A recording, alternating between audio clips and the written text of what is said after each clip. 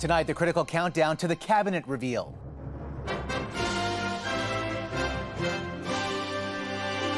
The revamped front bench. He wants a smaller group to get to decision-making more expeditiously. And what we are learning tonight about who will be part of Mark Carney's new team. The market reaction after two major global superpowers turned down the tariff heat. We're not looking to hurt China. The emotional homecoming of the last known living Israeli-American hostage released by Hamas. Plus, explosive accounts from a music mogul's sex trafficking trial. And taking a stand. It reflects authentic feelings of patriotism among Canadians. The Canadian travel pattern turning into a trend ahead of the long weekend.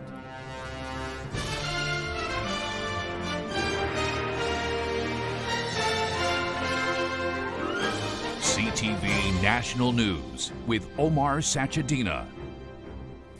Good evening. Tomorrow morning, the Prime Minister will reveal the key members of his inner circle, the team that will help navigate the country at this critical time. Mark Carney is expected to unveil a two-tiered cabinet with many fresh faces. CTV's Rachel Aiello tonight on who some of them are. After careful consideration behind closed doors, Prime Minister Mark Carney is about to unveil what his office is framing as a small, focused team to deliver on the pressing list of promises that he made to Canadians during the campaign. CTV News has learned that in an effort to come to decisions quickly, Carney will be installing a two-tiered team. He is running this cabinet like a business. He's running the government of Canada like a corporation. And for the moment we are in, it makes a lot of sense to have a more streamlined perspective around that big table. The Prime Minister's office confirms that Carney will name a core slate of cabinet ministers, set to stay under 30 people to lead the big portfolios. Though he'll also be appointing up to 10 secretaries of state who are expected to assist cabinet on key files, but would only take part in cabinet meetings when decisions related to their roles arise. As Carney looks to leverage having a more regionally diverse roster and recruits with big resumes, CTV News has also confirmed that more than half of those being sworn in at Rideau Hall tomorrow will be fresh faces. Among them, former Vancouver Mayor Gregor Robertson and former Quebec Finance Minister Carlos Leitão. It remains to be seen which current ministers will keep their portfolios and who could be reassigned. This is a prime minister who's going to adopt a utilitarian perspective. Are these people able to help me implement my agenda built around these crystal clear priorities? If the answer is yes, then they'll be back. If the answer is no, then they won't. Per parliamentary rules, anyone Carney names a cabinet minister will receive a $99,000 top-up to their base MP salary, while secretaries of state would receive a top-up worth around $25,000 less. Omar? All right, Rachel Aiello in Ottawa tonight. And CTV National News will be broadcasting live from the Capitol tomorrow with full analysis on the Prime Minister's new team. Markets jumped after the U.S. and China reached a temporary truce in their trade war, agreeing to slash tariffs starting on Wednesday. The S&P TSX Composite Index was up 174 points. The Dow soared by more than 1,100 points, and the NASDAQ surged almost 800. CTV's Washington Bureau Chief Joy Malbon now on what it all means for Canada. Stocks soared after the U.S. and China stepped back from the brink in a bitter trade war, both sides dropping those eye-popping triple-digit tariffs after tough negotiations. The U.S. slashing its 145% tax on Chinese goods to 30%. China dropping its duties from 125% on U.S. products to 10%. The art of the deal president calls it a reset in relations. We're not looking to hurt China. China was being hurt very badly. They were closing up factories. They were having a lot of unrest. And they were very happy to be able to do something with us. And the relationship is very, very good. I'll speak to President Xi maybe at the end of the week. After rattling markets and fears of a recession, the intense trade war with China on pause for 90 days. The equivalent of an embargo, and neither side wants that. We do want trade. We want more balanced trade, and I think that both sides are committed to achieving that. So will the U.S.-China trade truce bode well for Canada looking to make a deal? It gives us a sense of where the U.S., might be willing to go on some of the issues. The outcome that's going to make sense for Canada, the one that's going to be good for us, I think will be bespoke to our relationship. With 2 big trade agreements under his belt, the president is flying high, accepting a luxury gift from Qatar, a $400 million Boeing jet called the Flying Palace, raising serious ethical and security questions. Flying around in a plane paid for by a foreign government. It's disgusting. It's wildly corrupt. And flies in the face of the U.S. Constitution that forbids such gifts. Still, Trump plans to retrofit the jet as his presidential plane. I could be a stupid person and say, no, we don't want a free, very expensive airplane. The president will visit Qatar during his Middle East tour this week, looking for some big investments in his first major foreign trip. Omar? All right, Joy Melbourne in Washington tonight. Joy, thank you. Donald Trump is being credited with helping the release of the last known living American hostage held by Hamas in Gaza. CTV's Heather Wright on the emotional reunion and the diplomacy behind it. Yael Alexander screams as she hugs her son Idan for the first time in nearly 20 months. The Israeli-American was released today by Hamas, part of a deal brokered between the terror group and the United States that largely circumvented the Israeli government, as efforts to secure a broader truce in Gaza continue to stall.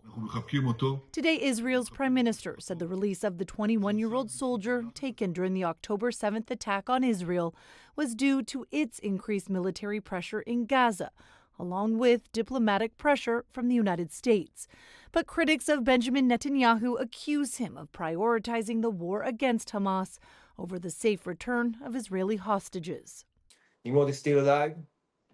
We know that he's surviving, and we're fighting for his release. Yehuda Cohen's son Nimrod was taken from the same military base as Idan Alexander and is still being held in Gaza. He believes Alexander was only released because of American involvement and is calling on U.S. President Donald Trump to keep up the pressure on Israel. President Trump will force Netanyahu to stop the war and go to a hostage deal, releasing all the hostages. Hamas still holds at least 20 living hostages, along with dozens of dead bodies, including Tal Haimi. His cousin Udi Goren says he's hopeful today's release will mark the beginning of the end of this war. Now it's time to move to the next phase. And the next phase must begin with bringing all the hostages back. Ending the war in Gaza will be among the many topics discussed during Donald Trump's visit to the Middle East this week. The trip comes as aid groups are warning the entire population of Gaza is at critical risk of famine, with food, medicine, and other aid largely prevented from entering the enclave since March. Omar. CTV's Heather Wright in Toronto tonight. The highly anticipated sex trafficking trial of music mogul Sean Diddy Combs got underway today with opening statements. He's engaged, he's ready to go, he's ready to put on his defense. The prosecution accused Combs of forcing victims to take part in drug and sex-fueled parties while running a criminal enterprise, including sex trafficking and kidnapping. Star witness Cassie Ventura, Combs' former girlfriend at the center of the prosecution's case, was brutally beaten by Combs in a hotel hallway. A former hotel guard testified Ventura appeared scared when he saw her with a purple eye. Defense attorneys acknowledged Diddy's bad temper, saying sometimes he is so angry and jealous he gets out of control. Jurors also heard explicit testimony from a male escort who claimed on multiple occasions Ventura paid him to have sex with her in front of Combs and witnessed Combs assault Ventura. Combs has pleaded not guilty to all 5 federal charges. The trial expected to last 2 months. And back here at home, the 4th of 5 defense lawyers questioned the complainant in a London, Ontario courtroom today in the sexual assault trial of 5 former members of Canada's World Junior Hockey team. The lawyer for Dylan Dubé asked whether the woman known as EM was taunting the men in the hotel room in 2018, where the alleged assault took place. She rejected that suggestion, saying she felt like an object. Earlier, the lawyer for Alex Formenton suggested she led him to the bathroom for sex. She says he followed her and that she was, quote, resigned to it taking place. All 5 men are charged with sexual assault. They have all pleaded not guilty. Crews battling wildfires in Saskatchewan are getting some help from Quebec, the province sending in 2 water bombers as the provincial park in Saskatchewan is under evacuation and some fear they could lose their homes. CTV's Alison Bamford spoke with one anxious family today. The view of Saskatchewan's northern boreal forest now hidden under thick smoke, and driving through it to safety was Shelley Lawrence. I was halfway home and it was unreal smoke. So I did a U-turn and I got out. Lawrence and her husband fled last Thursday with their grandkids. This is all they took with them, mainly clothes and medication. No time or space for family keepsakes. For us, it was just grab and go, just your essentials, make sure everybody's okay, has something. They left the rest behind here at Rainbow Lodge, their home and also their livelihood. They own the chalets and convenience store, a popular tourist attraction. They don't know when they can return or what they'll come back to. I'm fearing that maybe I'll see my place burned to the ground before I know my place burned to the ground on Facebook. There are 15 active wildfires burning in Saskatchewan, bringing this year's total to 147, nearly double the 5-year average. This fire, burning about 2 hours north of Saskatoon, although now contained, prompted a state of emergency for the area. You know, it's a little worrisome for us, it only being May. This is, pretty early in the season for us to be experiencing this type of fire behavior. So far, all of Saskatchewan's wildfires this year have been caused by human activity, with tinder dry conditions only fueling the flames. Crews hope for a heavy dose of spring rain very soon. Alison Bamford, CTV News, Saskatoon.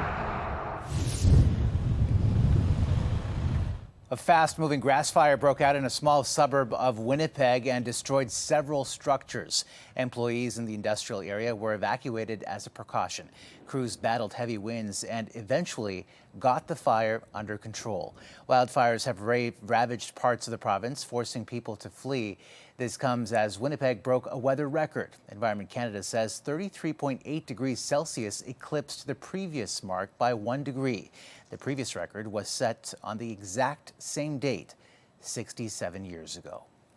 A new roadmap has revealed a drastic downturn in cross-border travel, particularly by car.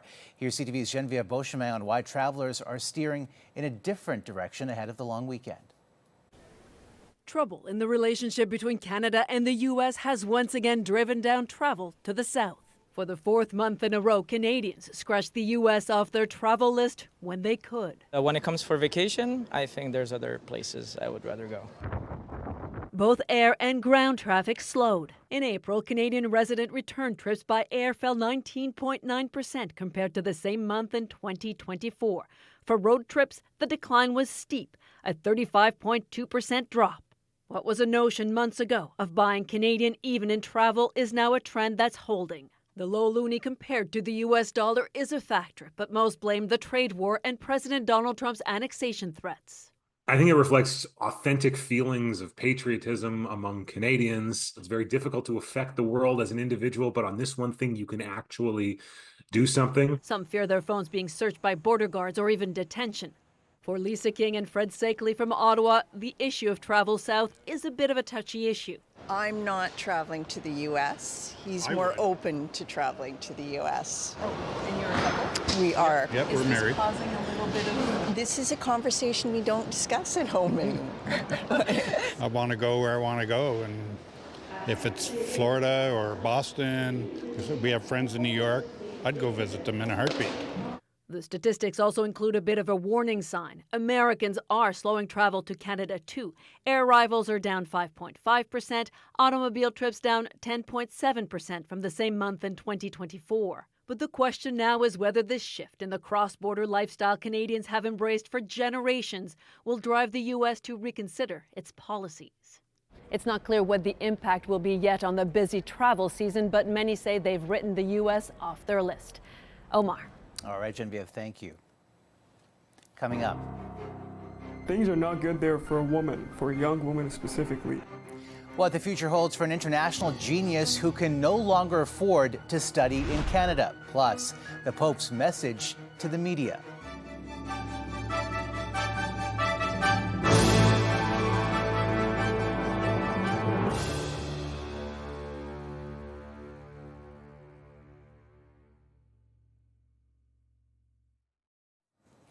An international teen prodigy accepted to Montreal's Concordia University at 13 years old might not be able to continue her studies here in Canada. CTV's Kelly Gregg tells us why.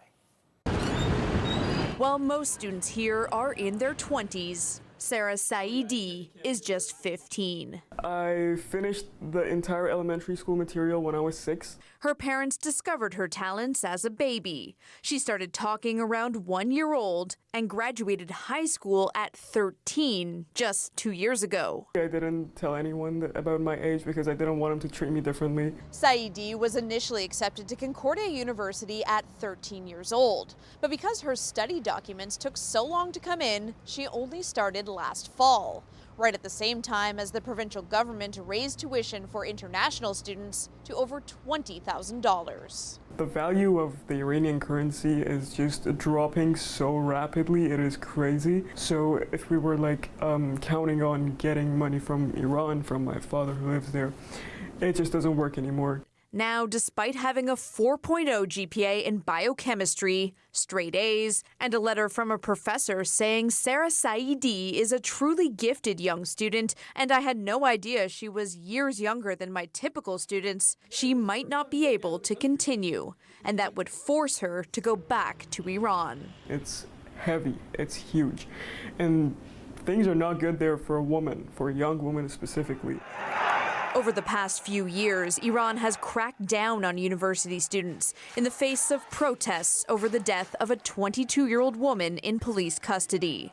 Her legal guardian in Canada says it's not safe. For her to go back, it's very dangerous, and I don't want her to have any fear. The university says to get a study permit from Quebec and Canada, international students must show to both governments that they have sufficient funds to study here. Saidi now has just weeks to get the money together while keeping up her studies. Knowing that every single grade that I earn is going to determine my entire future and my entire status to even stay in this country.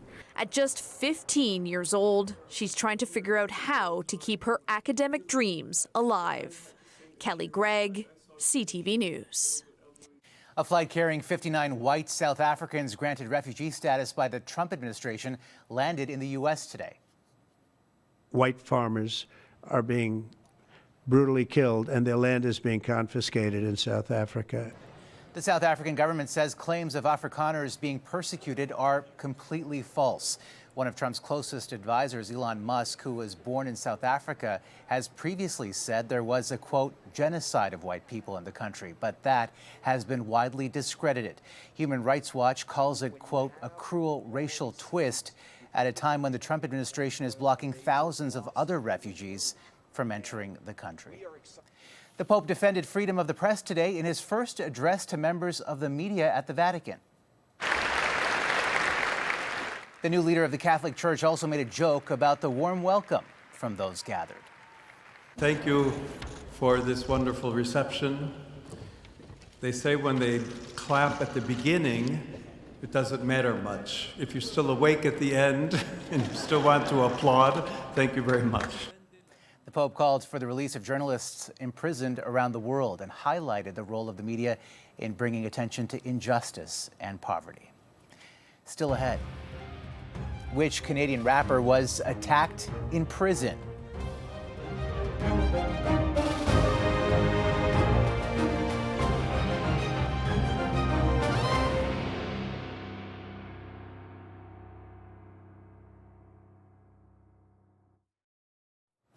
We are learning tonight that Canadian rapper Tory Lanez was attacked inside a California prison. It's unclear how Lanez was attacked. The artist was hospitalized outside the state prison where he is serving a 10-year sentence for shooting and injuring rapper Megan Thee Stallion in 2020. There's a bear here, everybody. Look at that bear. Hey, come and get me. And quite the sight. A black bear was caught strolling the streets of Regina early this morning. Police located the 200-pound animal in a tree before conservation officers arrived to sedate and relocate the bear outside of the city. 0.4, the puck completely crossed the line, goal. A sports bar from Las Vegas put up 165 boastful billboards in Edmonton. It showed Go Knights Go spelled out in under a second. The exact time left when the Golden Knights scored to stun the Oilers. That wasn't for fun. They know what they're doing. They're trying to piss them off.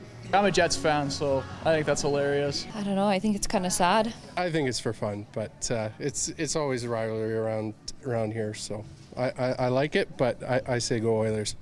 The sports bar paid $5,000 for the billboards, which were removed before tonight's puck drop. One pick in the 2025 NBA draft goes to the Dallas Mavericks. And Dallas will pick first in next month's NBA draft. All signs point to Duke University superstar Cooper Flagg going first overall. The Toronto Raptors will pick 9th. Still ahead, tracking down a tasty tradition in New Brunswick.